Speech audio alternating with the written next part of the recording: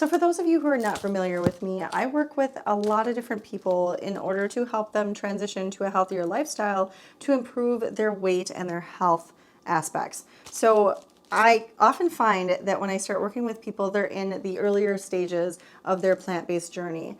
And that typically means they don't have a lot of practice or experience with an Instant Pot or a pressure cooker of any kind, and they can be a little intimidating for people. So I want to kind of demystify the whole process today and go over some basics and what I typically use them for, and just how simple and convenient they can be and how they can improve your life and the sustainability factor when it comes to maintaining the whole food plant-based lifestyle as opposed to just trying another fad diet. So stick around if you want to learn more about how to cook plant-based meals using a pressure cooker. Okay, so you'll notice first and foremost, I have 2 of these. Honestly, I'm thinking about getting a 3rd one, but for now, this has worked out well for myself and my family of 3. So I use the smaller Instant Pot when I am making smaller portions of things because it doesn't take as long to build the pressure.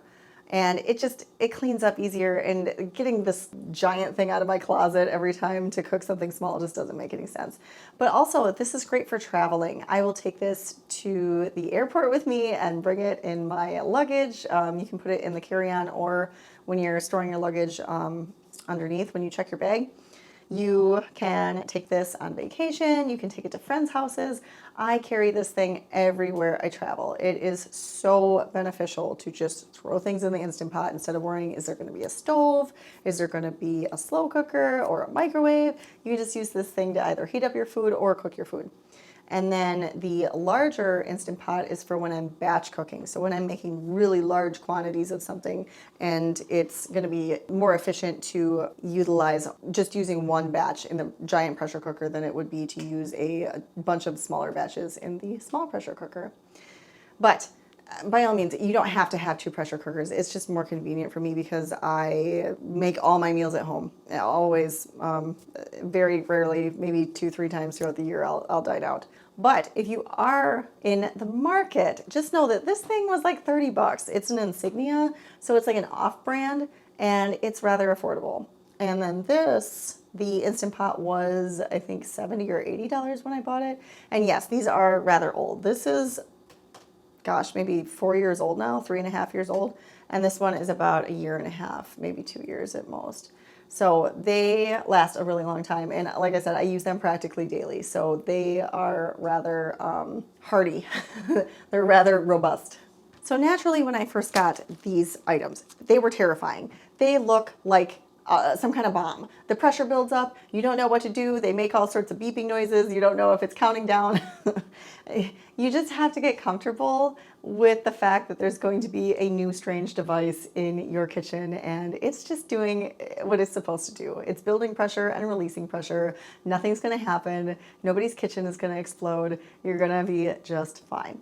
So once you get over your fears of using the pressure cooker, then you can start to play around with the pressure valve, where you can manually release pressure or naturally release pressure depending upon what you're cooking. For instance, they have this great cheat sheet that comes with the Instant Pot when you first get it. And it shows you how to make different kinds of vegetables and grains and legumes, different things. And if you eat meat, I believe there's meat in here too.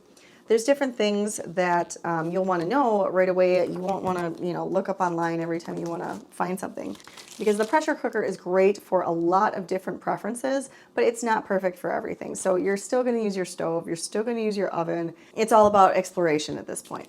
So the Insignia also came with a ton of recipes. I don't think I've ever used any of them. I'm not a big recipe person, but if you are, by all means, the internet is packed full of them. I'll put another resource below for how I cook all my grains. It's awesome to just be able to go to one resource to find the water measurements and the time frame you're supposed to be cooking them, and whether or not they're supposed to be naturally released or manually released, and how much water you're supposed to put in each meal or food that you're cooking. So some specific things that I will cook just about every week are legumes. All you do is throw these in a big bowl, cover them in water, and then put them in the Instant Pot. If you have not digested beans regularly for quite some time, it's helpful to soak them to reduce some of the starch that is going to be feeding your gut bugs and creating a lot of bloating and gas and discomfort. So if you're used to eating beans, it's not an issue to soak your beans ahead of time. I just throw mine right in the pot after I rinse them off and put the water in and press the bean button. But otherwise, if you are having difficulties digesting these, make sure you soak them and even rinse the water before you throw them into the Instant Pot and put fresh water in there. So you also can save the stock. After you're done cooking something in the Instant Pot, if there's water left over, always save it. You can use this as a veggie stock or an all-purpose stock for sautéing vegetables or putting them into grains instead of water, or putting them into soups. There are so many different things that you can use veggie stock for to naturally flavor your foods, so where you won't have to use any salt or any other stuff like that, but also to bring out the flavor of your food. It's just a delicious way to get added nutrients. So another thing that I will cook often, especially on vacation, I'll take some sweet potatoes with me and chop them up and put them in the Instant Pot on top of this. This thing comes with the Instant Pot, and I believe one came with the Insignia too. You just chop up, or you can put them in whole too. I mean, obviously not this one, it's a little big, but you can put the potatoes in whole, or you can put them in cubed and set them on this rack so they don't touch the bottom of the pressure cooker and overheat. I just honestly have experimented with it so much that I can kind of guess how many minutes based on the size of the cubes or the size of the potato to cook the food, and then manually release in order to make sure they're not overcooked. That's the thing about the natural or the manual release. With the natural release, it's helpful because then you don't have to worry about all of that pressure and a little bit of the residual water shooting out of the top of the valve. Because although you can do that, it's not always the best option for the pressure cooker, because you could really degrade the valve, and it's really difficult to clean in there in that opening. So having all that starch shooting up and getting clogged in there, it's not pretty. But if you don't want your food to overcook, some things you have to manually release just to make sure that they're cooked properly. So another thing you can do with the pressure cooker is you can steam your vegetables. So I got this, I don't know, maybe $5 steamer that you put right inside the Instant Pot, and you put your veggies inside. And I believe, depending on the thickness of the veggies, that's always the factor when it comes to cooking. Just like on the stove, for things that are smaller, you're going to cook for a smaller increment of time, and things that are larger, like big chunks of broccoli or Brussels sprouts, those are going to take a few more minutes. So you just research online to get a feel for how many minutes you're supposed to be cooking each of these items, and then you will get more and more experience, and you'll start to learn this needs a little more time, this needs a little less time, or man, I really wish I would have cooked this a little longer. And sometimes I'll put things back in there for a second round. That's totally fine too, and use the manual release to make sure they don't overcook the second time around. So another thing I will cook in my Instant Pot often are grains, and specifically when we go on vacation, I'll bring plenty of groats. These are whole unhulled oat groats, and you can make porridge. So there's actually a porridge button on the Instant Pot, and this is really tricky because depending upon how creamy or how textural you like your oats, you're going to want to change up the water and the time frame that you're cooking. So you may or may not be using this porridge button. I use it just because it's easier, and I like my food very creamy. So I use it on vacation just because it's easier, and I've been flying and I'm not thinking clearly. So I just, instead of, researching a bunch of options online, usually I just default to the porridge button. But honestly, I'm not a huge fan of it because it makes it more of like a rice consistency. It's a little, it keeps its form really well. So if you are looking for a less creamy option when it comes to your oatmeal, go ahead and do that. So if you want it more hearty and dry, I guess you would say, then it would be more of a shorter duration of cook time and a less amount of water. So you can look up those measurements and the water to grain ratio in the resource I'll leave below. And I have no affiliation with this resource. I just think it's amazing. So the same thing for regular grains.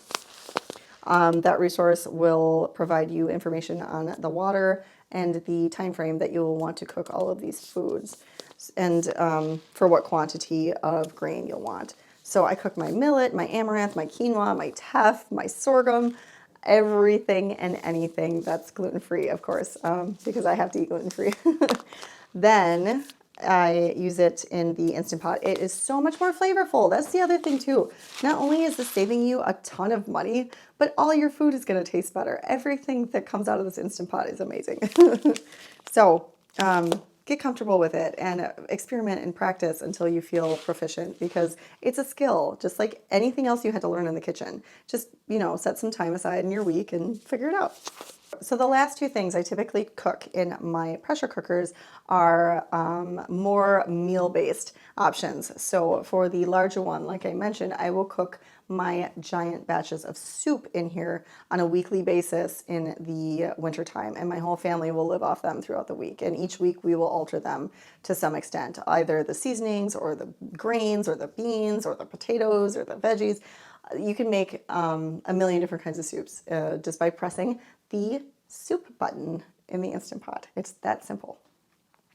So if you want recipes on this stuff, I have all of this in the description box below. How to cook the grains, how to cook the legumes, the oatmeal, the soup, and the next thing I'm going to talk about, which is the Instant Pot dump, which is by far my favorite thing about the Instant Pot. You can just throw a bunch of food into it, press a button, go pick up your kid from daycare, come back, and everything is ready to go. So I have a video for this link below, but I'll just give you the gist. So basically, the strategy is to combine the cook times of grains, legumes, and the frozen vegetables. So this tends to get a little tricky. You have to experiment with it a little bit, but you take vegetables that are a little more hearty and take a little longer to cook, like I mentioned, like the green beans and the broccoli, cauliflower, Brussels sprouts, and larger pieces of carrot. You can take those types of vegetables and put them in the Instant Pot with, let's say, red lentils and quinoa, and you can cook those for just a few minutes with water, of course, and plenty of seasonings, and it comes out in this delicious meal. Another one I like to do is sorghum and curry, and then I will cook some smaller vegetables like little pieces of carrots, corn, peas on the stove separately, and then combine them together, and that will make a nice grain-based meal.